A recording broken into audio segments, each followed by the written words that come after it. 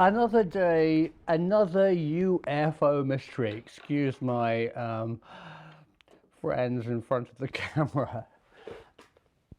I feel that I owe you an explanation, or at least a way of opening up to you about what I'm currently thinking on the whole UAP UFO subject.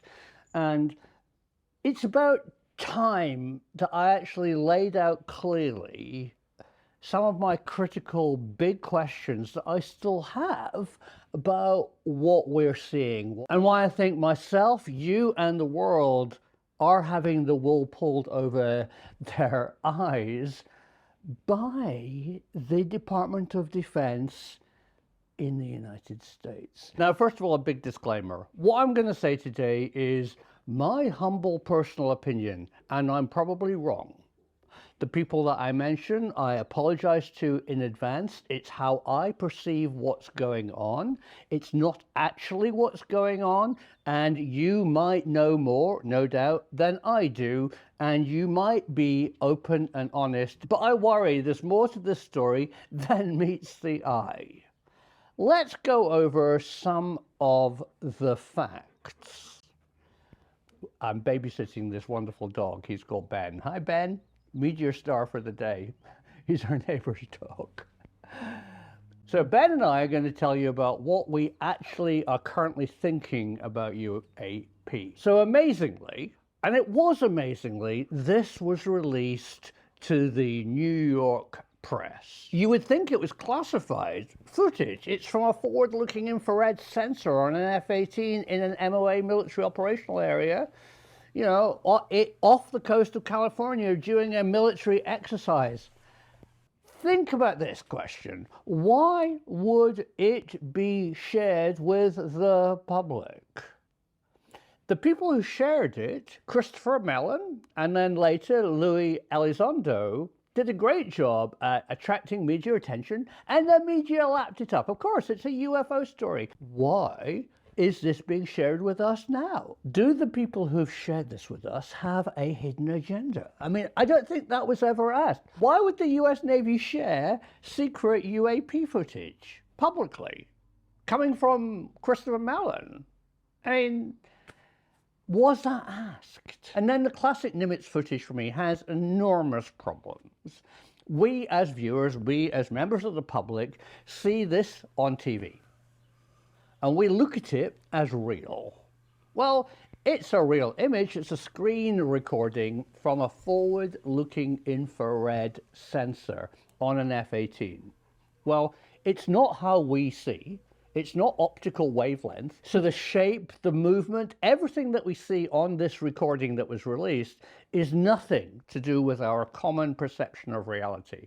This shape is not representative of what the object really is. It's the heat signature of an object, not its shape. The way that it moves is not real. It has been revealed by the defense contractor who made the forward-looking infrared camera, which has a sensor with an only limited gimbal movement, that when it reaches gimbal lock at one end, it holds the image that it's looking at in the center, flies back and starts scanning it again as the F-18 Hornet is flying around. Ideal for tracking an incoming infrared missile, but really terrible for looking at a flying saucer. We haven't seen it visually. We don't see nuts and bolts. We don't see rivets. We see an obscure heat signature that we're interpreting often as a shape of a craft. Well, it's not. It could be the outflow of a jet pipe of another aircraft. It could be something hot. It could even be a bird. I don't know.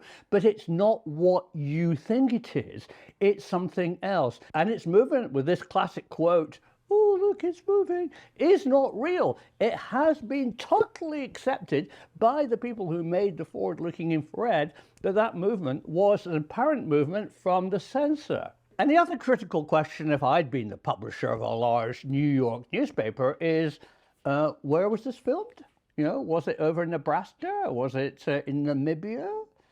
Oh no, it was off the coast of California. It was in a military operational area where it's actually publicly recorded that you test the Navy advanced propulsion systems for yourself and defense contractors. Oh? Oh, that makes it a bit a weaker argument. So I've dug into this military operational area of San Diego, and it turns out that there's something else there, something that they really don't like to tell you about, and that is it's a Navy test range simulation. And on this island, there's stations that can inject radar signatures onto boats and aircraft for training purposes. Absolutely reasonable. That's where they do their training. So rather than just pretending that there's a bogey up there, they can have a blob on their screen and go and chase it. Of course, it's not really there.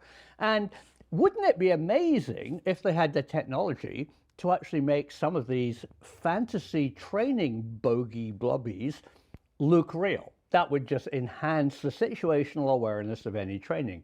That's exactly what they were working on at the time. A way of projecting a laser-induced plasma round blob, square cube, or lozenge shape back at the day of the Nimitz encounter to make training more realistic. They're not really there. They defy the laws of physics. They can fly around. It's a bit like a cat chasing a laser pointer. Ooh, that's what we saw.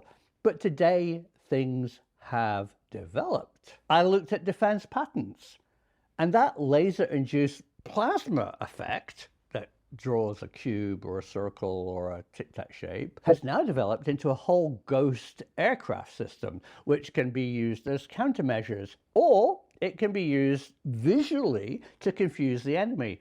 So imagine a scenario if you're fighting a war with one real aircraft, and then you had a whole fleet of fake aircraft that looks the same on radar, visually, air to air. Who would know which was the real one? How fantastic would that be? Well, that exists. Look, you can go out and buy it if you've got enough money for your plane now. Initially as a countermeasure to distract an incoming heat-seeking or radar-guided missile to the fantasy ghost plane, and it works just the same as I've said, laser-induced plasma to draw a three-dimensional volumetric shape in space. But what's the big question here that you as a viewer need to answer? And that is, why? What's really going on? I love that phrase.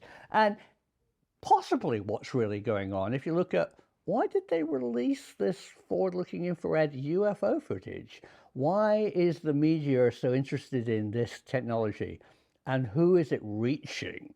Well, it's reaching us, the inquiring minds. It's reaching the general public who go, woo, UFOs.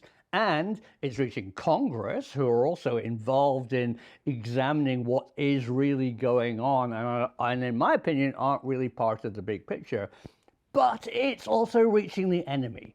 It's telling foreign powers that the US is involved in these kind of military weaponization UAP projects. They have laser-induced plasma. They can make ghost planes. They're investigating stuff that's flying around in the sky. Just as they did with stealth, just as they did in the Star Wars days. They're tricking our enemy into believing that we have a system that they need to go out and build, because in the back rooms of Lockheed Martin, of Boeing, of Raytheon are laser-induced plasma ghost airplane devices. I've completely lost it, haven't I? You think I'm mad? You think I'm knocking on about plasma? Right. Big statement here, and it's absolutely aimed at you. Yeah, that guy. And that is, not all UFOs are laser-induced plasma. UFOs have been seen by mankind for thousands of years. There's kids in Zimbabwe who've seen UFOs. There's UFOs in France. There's UFOs all over the place. And I'm not linking them all together. Every case, hi Ben, has to be taken individually. All I'm talking about is the Department of Defense's release of Navy UAPs in American airspace. and how they could have a hidden agenda to manipulate the media, have officers of disinformation, manipulating you, the viewer, to believing that they're aliens from the planet Zog, when in fact, all of this is aimed at an enemy power to demonstrate a new technology. I've said enough, but the truth is out there. Thanks, Ben.